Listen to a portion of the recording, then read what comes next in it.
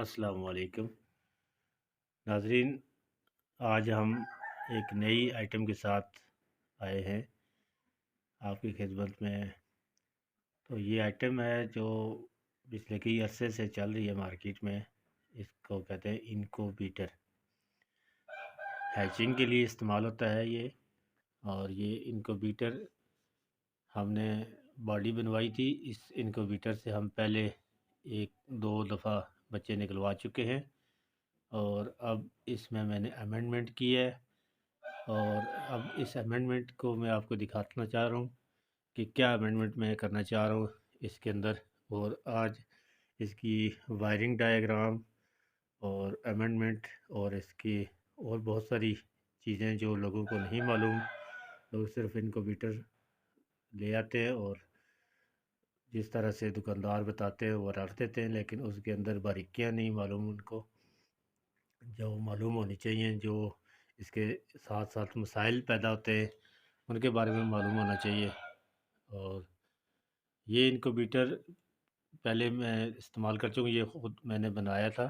अलबत्ता इसका फ्रेम जो है वो एक कारपेंटर से बनवाया गया है और फ्रेम के बाद अंदर का सारा काम मैंने अपने हाथ से किया है। तो इसको अब मैं अमेंडमेंट ये करना चाह रहा हूँ कि पिछली दफ़ा जब हमने हैचिंग के लिए अंडे रखे थे तो उसमें, चूँकि हमारा इलाका साइड एरिया है, शहर के वास्ते में तो अक्सर ऐसा नहीं होता, लेकिन अक्सर शहर में भी हो जाता है। तो साइड एरियाज़ के लोगों के लिए जहाँ बिजली का लोड शेडिंग ज़्यादा होती है और बाज़ औक़ात ये होता है ट्रांसफार्मर आपका फ्लॉप हो गया तो उस सूरत में 2 दिन बिजली नहीं आती या 1 दिन 24 घंटे पूरे बिजली नहीं आती।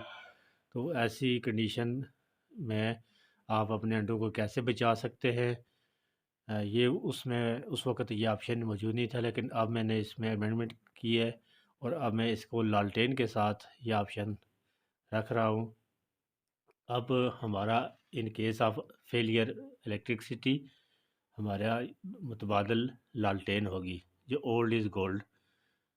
तो मैंने एक वीडियो देखी थी यूरोप की, जब बिजली पैदा नहीं हुई थी तो उस वक़्त भी लालटेन के साथ उन्होंने वो हैचिंग किए हुए थे। तो उसी कंसेप्ट को मैं लेकर कि यहाँ पे इसके मुतबादल इलेक्ट्रिसिटी के मुतबादल भाईजान यूपीएस भी जवाब दे जाता है। जब आपके घर में यूपीएस लगा होता है तो अगर इलेक्ट्रिसिटी आपकी फ़ेल हो गई है तो 4-6 घंटे के बाद वो भी जवाब दे जाता है। अब हमारा घर तो इतना वो हैवी यूपीएस नहीं लगा हुआ कि भाई 2 दिन चलेगा या 3 दिन चलेगा, क्योंकि इसमें 100 वाट के बल्ब लगे होते हैं तो उस पे वो यूपीएस ज़्यादा टाइम नहीं चलता। तो बारगाह इसका मुतबादल तीसरा हल, एक इलेक्ट्रिसिटी फिर यूपीएस और फिर यूपीएस के बाद फेलियर के बाद जो लालटेन है, यहाँ ये आपका फेलियर नहीं हो सकता क्योंकि आपके पास तेल मौजूद होगा। आप इसमें डालते जाएंगे और हैचिंग लेंगे। आगे इसका जो प्रोसेस होगा वो मैं वन बाई वन बताऊंगा। जी अस्सलाम वालेकुम। जैसा कि मैंने बताया कि वन बाई वन स्टेप्स के साथ मैं आपको इसका समझाऊंगा। तो यहाँ पर मैंने इसका कुछ काम कर लिया है। तो इस बार हम इसका कनेक्शन डायग्राम इसकी बॉडी के ऊपर रख रहे हैं और यहाँ पे तो वो उसका जब स्टेज आएगी तो वो भी बता दूंगा। अभी ये इसका टेम्परेचर मीटर है जो टेम्परेचर कंट्रोल करता है। तो इसके लिए मोटी मोटी बात बता देता हूँ कि यहाँ पे ये जो आप पहला स्टेप है इसको K0 कहते हैं। ये दिखे यहाँ पे, ये जो है ये K0 है। K0 के ऊपर आपके इलेक्ट्रिसिटी 220 का पॉइंट एक पॉइंट लगेगा और यहाँ से के साथ ही K1 जो है ये आउटपुट देगा आपके बल्ब को। आपका जो बल्ब होगा टेम्परेचर बनाने के लिए जो इस्तेमाल करेंगे 100 वाट के बल्ब, उसकी आउटपुट यहाँ से K1 के से निकलेगी। और अगला जो पॉइंट है +12 वोल्ट, और +12 वोल्ट और साथ आगे ग्राउंड है। +12 वोल्ट और ग्राउंड ये डीसी जो सिस्टम होता है, ये एक डीसी कन्वर्टर होता है, एसी टू डीसी ये पड़ा है। यहाँ से निकलती है 12 वोल्ट आउट निकल रही है और ये इसके अंदर आ जाएगी। ये 12 वोल्ट यहाँ पे पॉजिटिव लग जाएगी प्लस के ऊपर और नेगेटिव इसकी डीसी की ग्राउंड के ऊपर लगेगी। अच्छा, इस मशीन के साथ थर्मोस्टेट जो सिस्टम है, इसको जब आप 12 वोल्ट देंगे तो ये ऑन होगी। और इससे पहले का जो सीन है वो यह होता है कि इसको आप एडजस्ट करते हैं। जब नई लेके आते हैं तो आप अपने हिसाब से टेम्परेचर इसका एडजस्ट करते हैं। वो एक अलग फाइल है, वो किसी और वीडियो में बताऊंगा। मार्केट में पड़ी हुई है, यूट्यूब के ऊपर बेताशी वीडियो पड़ी हुई है उसकी, मैं भी बना के डाल दूंगा। बार कैफ, यहाँ से आपका कनेक्शन डायग्राम शुरू होता है और ये 4 पॉइंट है आपके। पहला K0, ये इनपुट, K1 आउटपुट 220, और फिर आगे 12 वोल्ट की प्लस और माइनस है। अब ये 12 वोल्ट के प्लस और माइनस दो काम के लिए इस्तेमाल होते हैं।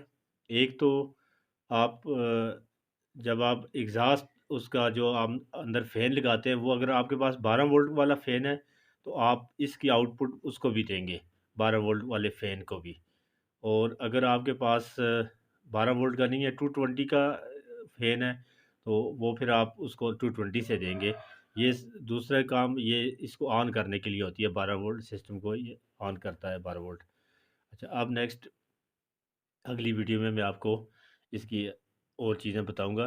तो अब यहाँ पर हमने एक स्विच यहाँ पे इस्तेमाल किया है। ये स्विच जो है, ये एक लाइट को इसकी यहाँ पे लाइट लगा दी हमने।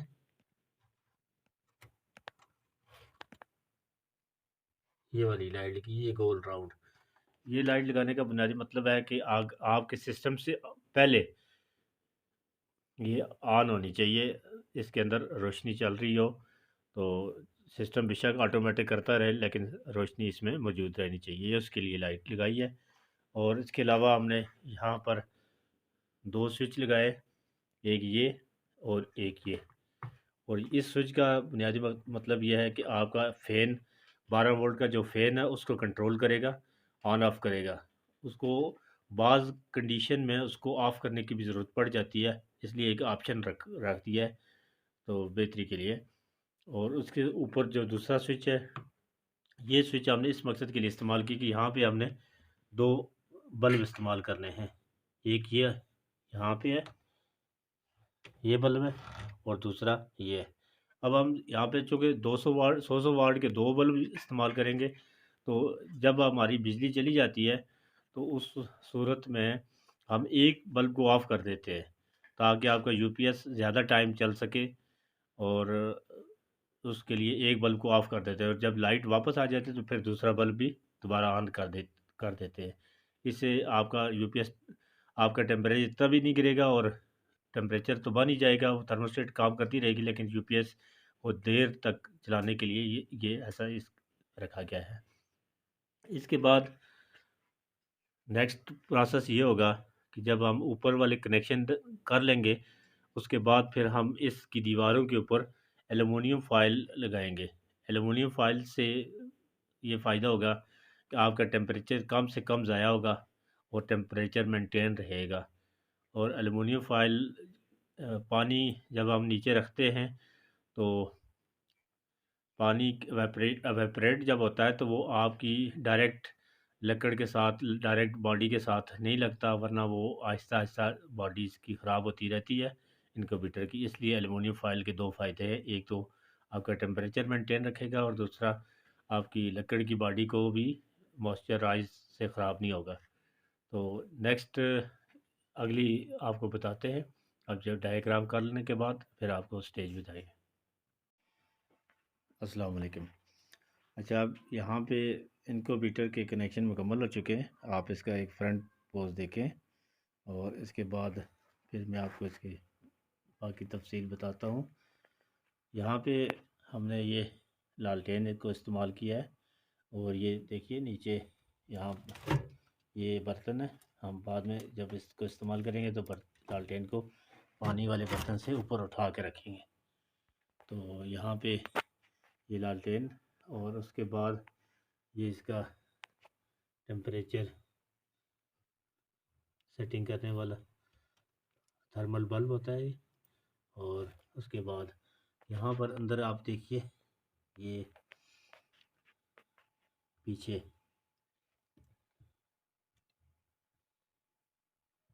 ये बल्ब शायद आपको नज़र नहीं आ रहा, ये देखिए यहाँ पर एक बल्ब ये है, ये सिस्टम के साथ है, और इसके साथ दूसरा बल्ब ये सिस्टम के साथ है। और ये जो बाहर वाले दो बल्ब हैं, एक ये आपका और एक ये बल्ब, ये दो बल्ब हमने रखे हैं जब बिजली फेल हो जाती है और बिजली के वोल्टेज कम हो जाते हैं, जिसको डिम बिजली कहते हैं, उस सूरत में हम इसको डायरेक्ट 220 में लगा देंगे तो उससे काफ़ी देर तक कम से कम टेम्परेचर मेंटेन, थोड़ा बहुत मेंटेन रहता है इससे, और थोड़ी देर बाद वो काम भी कर जाता है, टेम्परेचर पूरा भी हो जाता है। तो बाज़ औक़ात ऐसा होता है कि एक लिंक उड़ा होता है तो बिजली डिम हो जाती है, तो उस सूरत में हम इनको यूज़ करते हैं, अदरवाइज़ इसको इन दोनों को यूज़ नहीं करते। अदरवाइज़ हमने ये पीछे वाले दो बल्ब जो वाइट नज़र आ रहे हैं आपको, ये वाले यूज़ करने हैं। और दूसरी बात यह है कि यहाँ से ये जो लालटेन है, इसका धुआं और उसका जो गैस स्मेल होती है, वो भी इसको ऊपर उठाने के लिए ये चिमनी सी हम फ़िलहाल एलुमिनियम फॉइल की लगा दी है, और ये ऊपर से यूँ निकली हुई है, ये देखिए। तो ये सीन मुकम्मल हो गया। उसके बाद अब हम वायरिंग डायग्राम की तरफ चलते हैं, और यहाँ से आपको मैंने बता दिया था कि ये जो वायर है, ये जो पहला पॉइंट होता है K0, ये होता है इनपुट, और K1 आउटपुट होती है। इससे आगे वो ये होती है 12 वोल्ट का पॉजिटिव, और यहाँ पे 12 वोल्ट का पॉजिटिव और फिर 12 वोल्ट का ग्राउंड। ये वाला ग्राउंड है, ये ग्राउंड है, और ये 12 वोल्ट का पॉजिटिव है। तो जब इसको 12 वोल्ट मिलेंगे तो ये टेम्परेचर ऑन होगी। अब हम इसको ऑन करके दिखाते हैं आपको। तो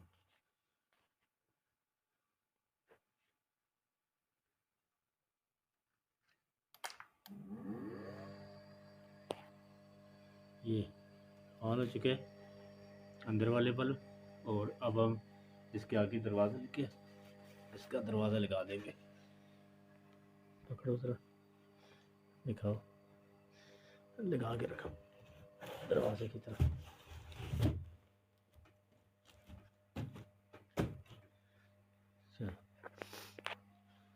ये भाई इसका दरवाज़ा बंद हो गया, और अब हम ऊपर वाला पॉइंट आपको दिखाते हैं। यहाँ पे हमने इसके कनेक्शन वायर डायग्राम किया है, और इसके सिलसिले में हमने यहाँ पर एक साइड पर भी एक बोर्ड लगाया है, और इस बोर्ड इसलिए लगाया है कि जब आपकी बिजली फेल हो जाती है तो आपने ये जो दो बल्ब मैंने आपको बताया अंदर वाले, उस दो बल्बों का यहाँ पे इसको ऑन कर देना है, ठीक है। उसके बाद अदरवाइज़ ये नहीं ऑन होंगे।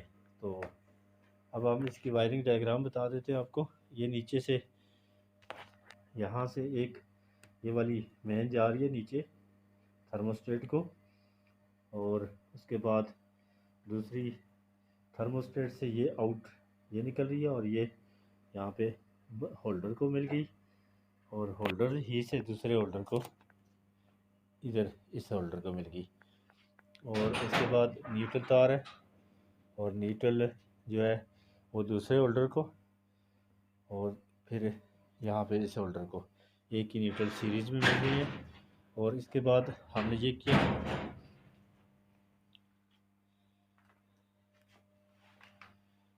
ये इस बल्ब को हमने एक स्विच के साथ कंट्रोल किया इस बल्ब को।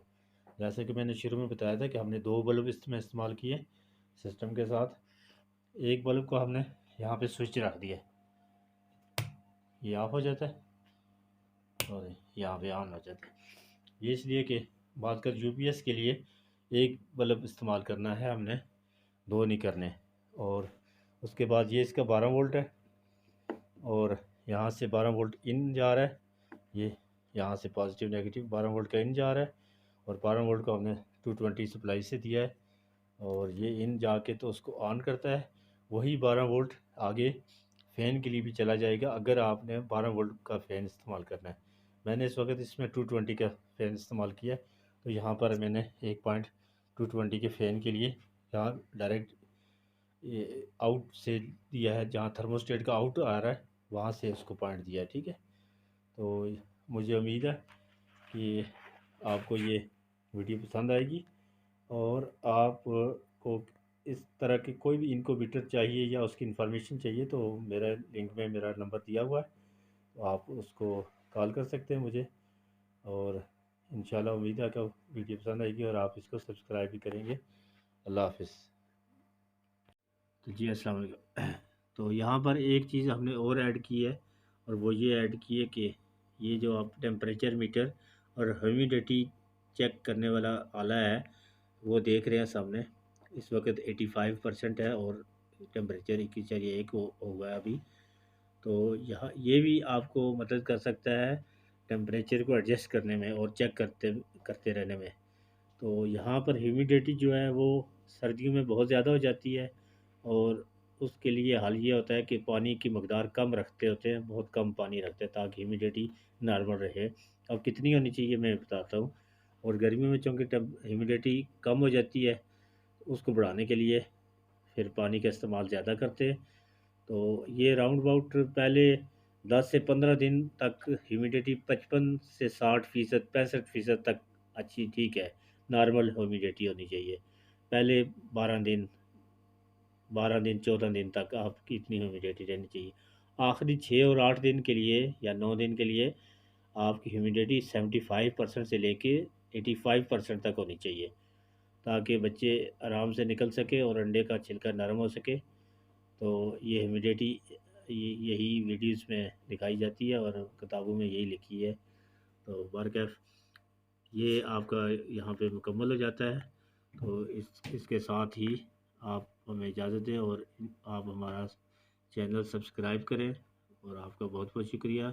किसी इन्फॉर्मेशन की ज़रूरत हो तो मेरा नंबर लिंक में दिया हुआ है, आप कॉल करके इनक्यूबेटर के हवाले से या और टेक्निकल जो वीडियोस हमारी यूट्यूब के ऊपर मौजूद हैं उनके हवाले से कोई भी चीज़ पूछनी हो तो आप कॉल कर सकते हैं।